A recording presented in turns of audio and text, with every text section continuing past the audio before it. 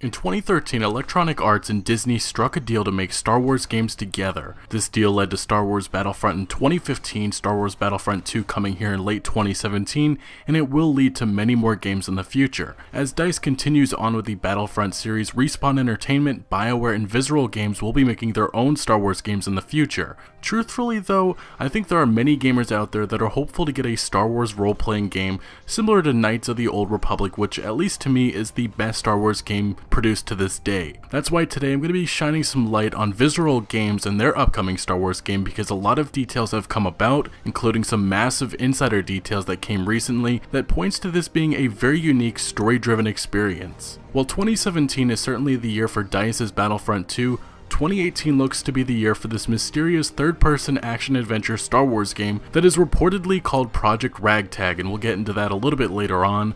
The team behind this project is Visceral Games, which is creatively led by Amy Hennig, who is best known for being the mastermind behind the Uncharted series. The voice actor Nolan North, who starred as Nathan Drake, the protagonist of the Uncharted series, gave some very interesting comments about this Star Wars game back in June of 2015, saying, quote-unquote, "If you're a big fan of Amy Hennig and her style of story, she's gone to EA and is going to reboot a brand new Star Wars franchise in the style of Uncharted.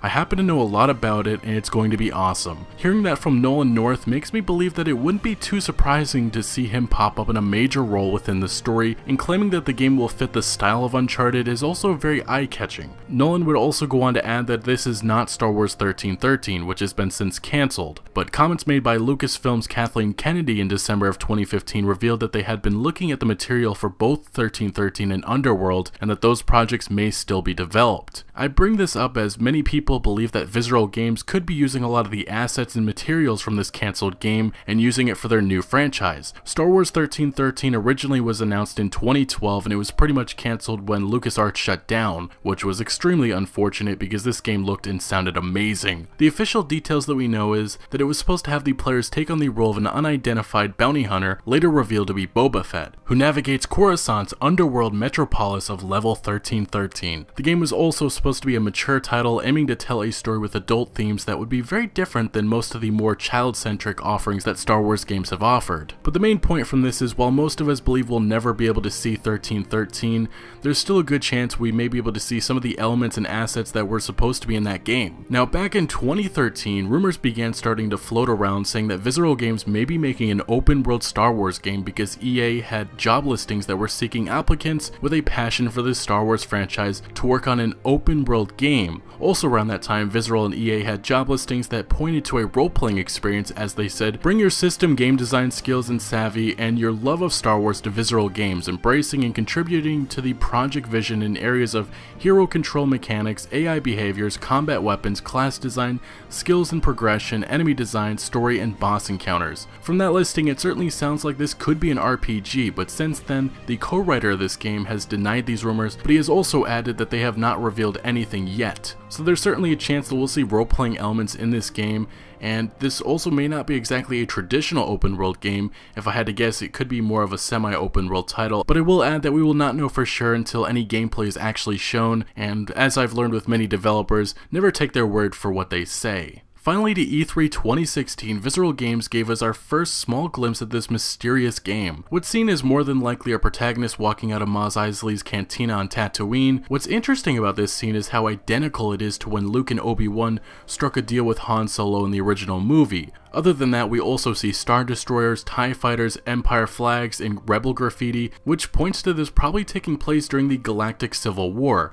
As many have pointed out, Tatooine is an Outer Rim planet and has always lacked resources, which is why up until the events of A New Hope, attention was never really brought on this desolate planet. So there's definitely a chance we could see this game taking place before or after the events of A New Hope. Now we're going to dive into some massive insider details that comes from MakingStarWars.net, which has been pretty reliable with everything Star Wars through the years. I will add that these are spoilery details, so if you do not wish to hear anything about the plot of this game, this is the best time to leave.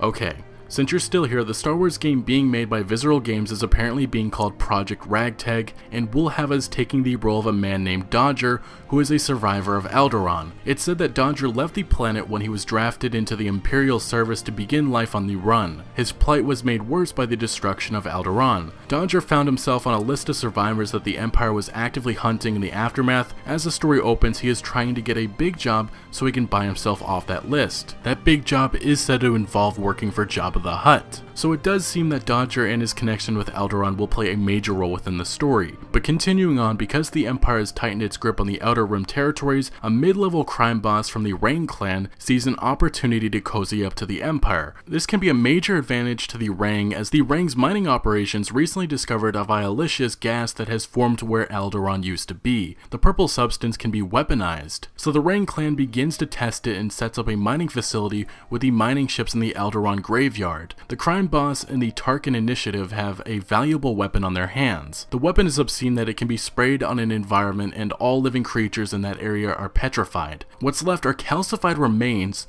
like something out of the ruins of Pompeii. So the advantage to the weapon is that everything else around it is left perfectly intact. It means that the Empire can take anywhere it wants, remove the inhabitants, and not harm valuables in locations that they want for strategic reasons. So this definitely is a very interesting story taking place after Grand Moff Tarkin obliterates Alderaan, but this new weapon uses the remains of Alderaan in a truly cynical way. Dodger will be faced directly with this issue, and the claims made by MakingStarWars.net also adds that Dodger will witness the weapon used on someone he has grown to call family. It will put Dodger in a place where he has to decide to take a stand or keep running. The ghost of Alderaan still haunts him and continues to take from him. Dodger blames the Rebel Alliance for putting his home planet in harm's way, and now he finds himself on their side more than ever. It's said that only Dodger and his ragtag team can put a stop to this, but as the game takes place apparently between A New Hope and The Empire Strikes Back, the destruction of the Death Star is said to be a catalyst in the story that changes up the criminal underworld, turning common criminals into heroes. Other than just the story details, it has been reported that the main gameplay mechanic is a grapple Dodger can perform with a whip. One move is described as ensnaring enemies with the left hand using the whip or lasso,